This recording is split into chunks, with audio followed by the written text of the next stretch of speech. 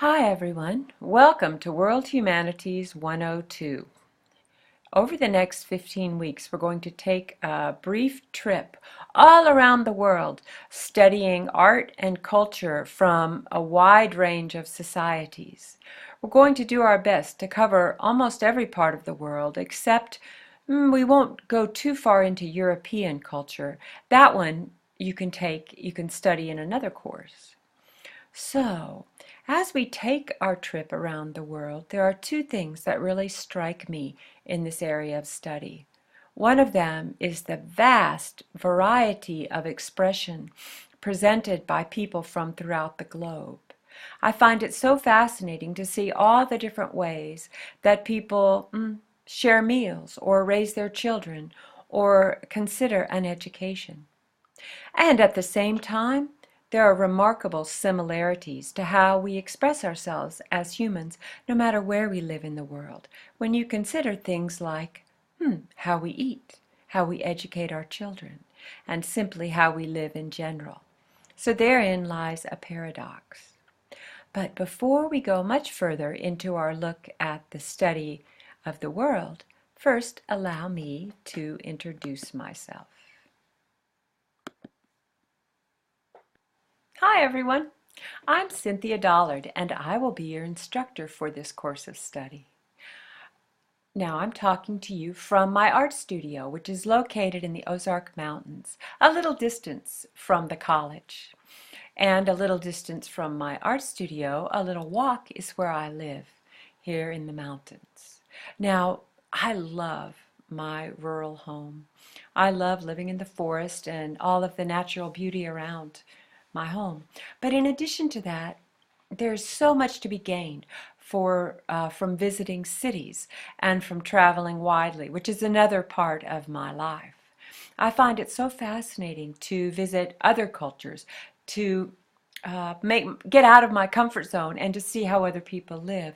For I feel that by learning and experiencing how others live in maybe different ways than how I choose to live, I can have a further appreciation for the choices I make in life and develop a profound respect for a wide variety of cultural expression.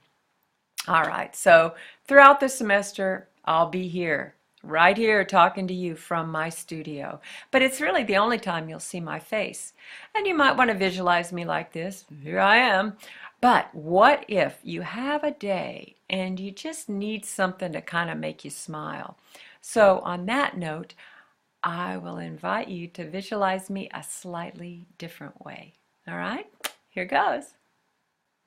How about it? You see the resemblance? Let me see if I can do it. I have to go this way.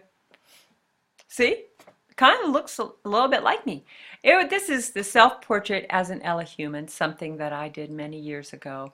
And maybe it'll just make you smile. On some morning, feel free to visualize as I'm writing a response to a paper or a discussion that this is the one that's doing it. I mean, I guess if I had ears like that, I'd be a little arrogant too, perhaps. Anyway, here's one more way to visualize me. It's a painting from a few years back of my little home. This is where I live with family and furry friends. And as I said, much as I love the forest, I really love to go out and be in the life stream of humanity and to learn from all different kinds of ways people express themselves culturally. All right, enough about me. Let's talk about art and culture from societies all around the world. We're going to take a very quick tour of some of the subjects we'll be studying. To start with, let's look at the Olmec people. These are from Mexico, what is currently Mexico. So about 1,200 years ago, these people carved these incredibly, what they call colossal heads. That's a really big head. Well, it's about 12 feet tall and weighs many, many tons. Now, in addition to being pretty awesome as a sculpture, here's what they did with them. These people would carve them and then they would bury them. They buried them beneath the town square. So there was some kind of a reverence and a ritual associated with this, or some reason that they did this. We really don't know. but it's repeated over and over again throughout the Olmec cultures. So these are the Olmec colossal heads. And let's see where we're going to go next. Oh, to the Nazca lines. Okay, so a couple thousand years ago, these people in Peru decided they'd make these nice designs. So this is a hummingbird, right? Can you see that? It's kind of a stylized hummingbird. Well, what if I told you that the length from the tip of the beak to the tail was over 400 feet? What if I told you that this could only be seen from the air? And yet it was obviously created well before any airplanes existed. This is a very special plain that's between the mountains and it's a desert area between the rainforest and the mountains. And you can move the topsoil so that this white chalk is exposed underneath. And somehow the Nazca people, they made many of these. There's dozens of them, and they're still unfolding more of them actually. But somehow they made these perfectly straight lines and these beautiful symmetrical designs. We really don't know why. Okay, some people say aliens, but in my position as your college instructor, I don't think so. We never know though. All right, let's move on. What else are we going to look at? Northwest Native American culture. It is a rich tradition. And I'll tell you that one of the things to consider when we look at this culture is that for a Native American culture, they were very sort of wealthy because they lived in a part of the country in the Northwest United States and Canada, also going up into Canada, where the natural environment was so abundant with the rain, the rainy season. It's a moderate climate. It doesn't get too cold in the winter compared to when you go inland and you get the snows and the deep freezes. So these peoples, they had a time in the winter where the days were very short and it would sometimes rain for weeks on end. So what they developed quite naturally was a very elaborate pageantry. They would put on these plays and do it as a form of cultural ritual.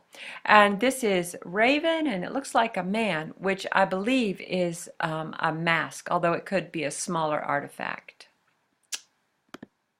Here is definitely a mask that would be used in this in these plays and these performances that were done over the winter. Now, one thing that's interesting about this one is that you can really see the style of patterning that is very unique to the Northwest Native American studies. Hey, let's go to India. Okay, here we go. This is what we call a stupa, which is a Buddhist temple, so to speak, a shrine, you could say. So how the stupas are used is people do what they call circumambulate. So what that means is you walk around it and around it and around it. And I think the point is to hold a sort of a meditative state.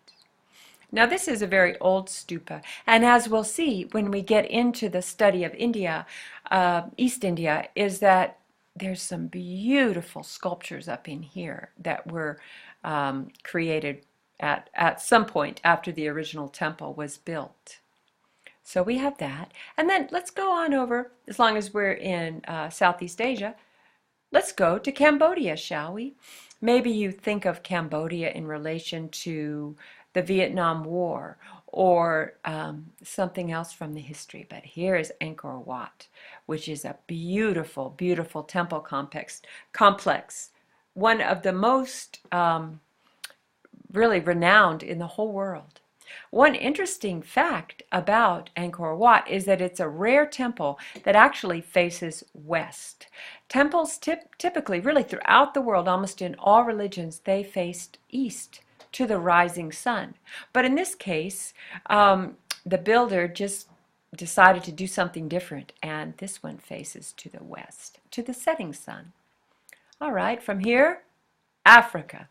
There was an ancient city and culture, it's an area in culture called Benin. And in Benin, a very rich artistic tradition flourished, really until the Europeans came, and for quite some time after.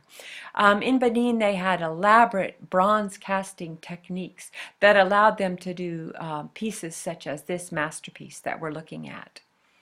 And here, from a little different part of Africa, is another of the masks. Now, one thing you could see if you're looking at this, if you consider the artist Pablo Picasso, he was strongly influenced by African art.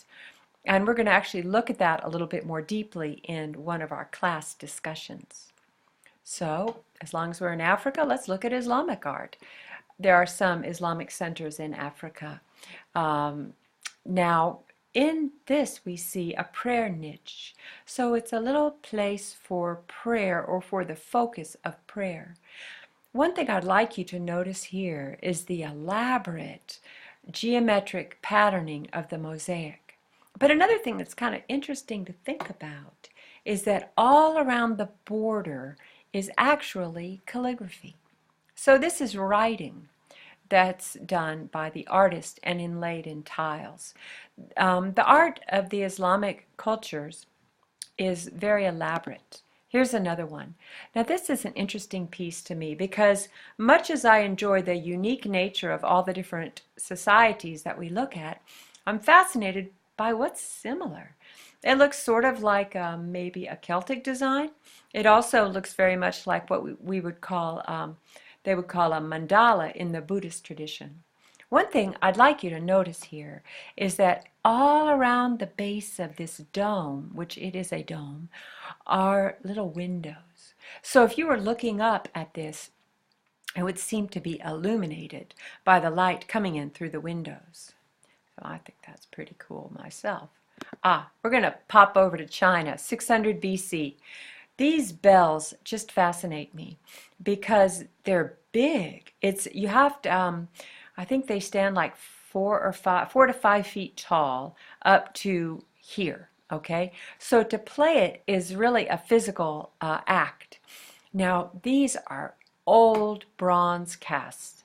Not only did they have to be able to cast the bronze in ancient China, they had to get the tones right. And I find that just remarkable because that's a very scientific and exacting process. But somehow they did that. And we have a short film of a replica of these bells being played that we'll look at when we study ancient China. And here we have a bit of architecture from ancient China, which shows the typical way that the roofs were created. Moving on to the Pacific Island cultures. These cultures have a very unique aesthetic, and what I'm talking about is New Zealand, Hawaii, Samoa, all of those islands in that region. Now, it's actually where the concept of tattooing, as we know it now, comes from. And in that culture, it was really men who would get the tattoos, and they would get these elaborate full-body tattoos that not only said something about who they were, but also were a sign of bravery, as it was quite the ordeal to get the tattoo. And now let's go to Japan for a moment as we wind up our trip around the world. I find this a very charming Buddhist sculpture. So here's the priest, or he's a monk, and he's saying the name of Buddha over and over again, which is what they call a mantric practice. You know, you just say that you just keep a sacred phrase upon the breath, and I think the point there is that if you're thinking about that, then one is not thinking about all the other things that can fill up a mind and be distracting. So this monk is so intent on saying his sacred phrase over and over that it's actually coming out of his mouth, literally. Wow, that's quite an artistic idea. I find it really fascinating and charming. In ancient Japan, they also had quite a bit of humor in their art. There's a whole school of ancient Japanese art that is just really lovely in its form and also in its humor. Notice this bull. This is beautifully rendered, really by a master of pen and ink. I mean, a master of the ink wash. But if you come down, it's called Bull and Puppy. So not only does it have a really awesome, fierce, and somehow kind bull in it, there's a puppy. So, you know, can't go wrong with a puppy. You're always going to please the crowd that way, most times, unless it's a chewing puppy, but I digress. That's a different subject. To end up, let's go to the Great Wave of Hokusau. And this is a very, very famous Japanese woodblock print. And it's very peaceful at first glance. I've seen it in sort of, New Age shops, and it's a logo that really connotes sort of a peaceful feeling, unless you look closely. If you look here, look at these poor fellas in the boat. They're about to have this big wave crash upon them. And I think maybe they're not feeling that peaceful at this exact moment, but I'm only guessing. What makes this seem so peaceful is that it's got this sort of a yin-yang shape here in the negative space and the positive space, which I think none of this is really accidental. So looking at the Great Wave of Hokusau with all of its contradictions, that wraps up this introductory, let me try it again, the introductory lecture. And as the one time I get to say hello to all of you, I'll just say thank you so much for listening. More to come. Bye.